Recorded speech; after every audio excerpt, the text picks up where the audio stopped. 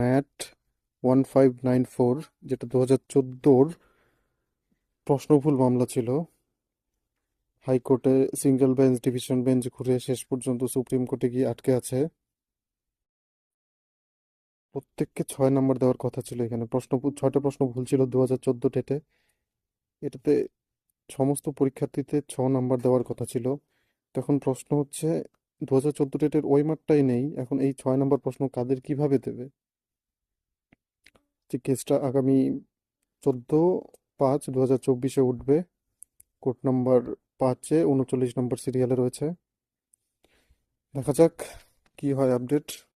তো মনে হচ্ছে না সেদিনই ফাইনাল জাজমেন্ট আসবে। এটা ফাইনাল জাজমেন্ট আসতে আরো অনেক কিছুটা সময় লাগবে মনে হচ্ছে, কারণ 2014 ওএমআর নিয়ে একটা হাইকোর্টে কেস পেন্ডিং রয়েছে। সেটার প্রসঙ্গ হয়তো উঠে আসবে এই হিয়ারিং চলাকালীন।